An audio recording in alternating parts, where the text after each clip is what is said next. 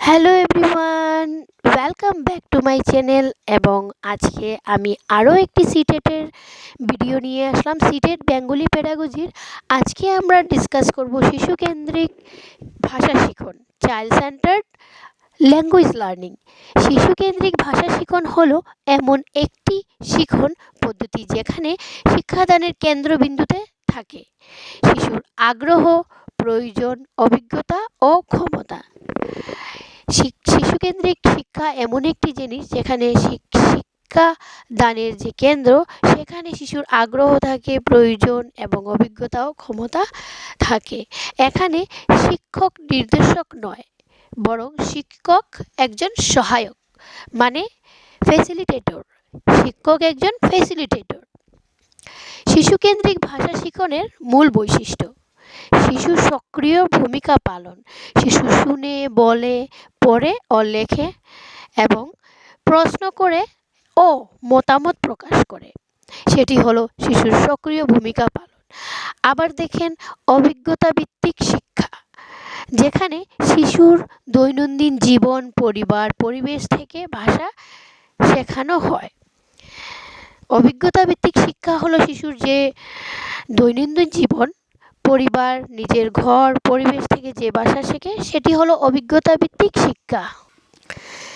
Number 3 হলেন ভাষা স্বাভাবিক ব্যবহার। ভাষা কিভাবে আমরা ব্যবহার করব সেটি মুখস্থ নয়, কথোপকথন, গল্প, নাটক, কবিতার মাধ্যমে শেখা। ভাষা মুখস্থ না করে একজনের সাথে কথা বলে, মানে কমিউনিকেশন করে, গল্প করে এবং নাটক বা রোল প্লে করে এবং কবিতার মাধ্যমে আমরা ভাষা শিখব বা শিশুকে শিখতে হবে।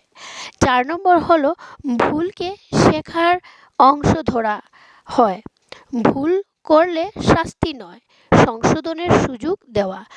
ভুলকে এখানে একটি শেখার অংশ ধরা হবে এবং ভুল করলে শাস্তি দেওয়া হবে না, সংশোধনের, সেই ভুল সংশোধন করার সুযোগ দেওয়া হবে।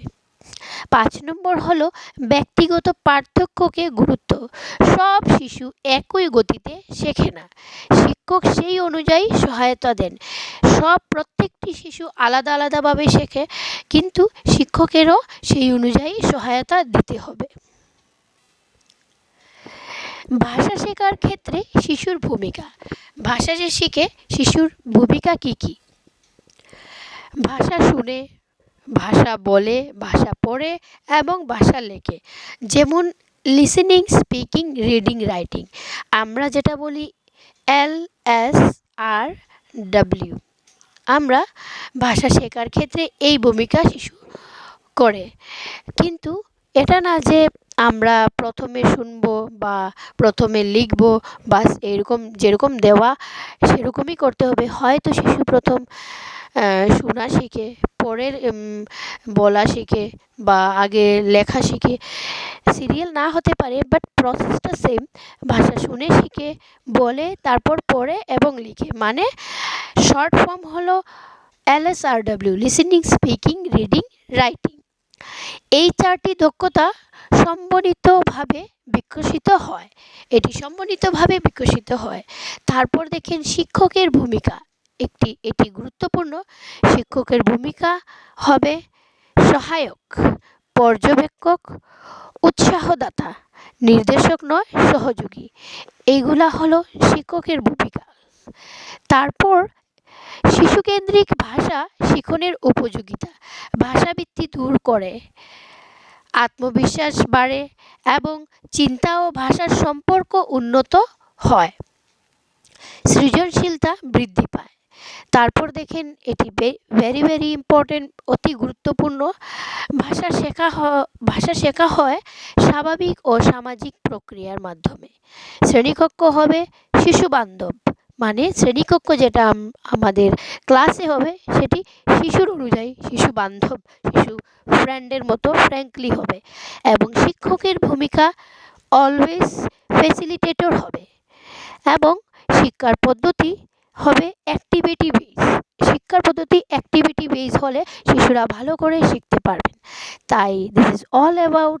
যদি ভিডিও ভালো লাগে আপনারা আমার চ্যানেলকে সাবস্ক্রাইব করবেন। এবং এগুলো আমি লেন্দি নোটস না বানিয়ে ইম্পর্টেন্টগুলো আমি লিখেছি, নোটস করেছি।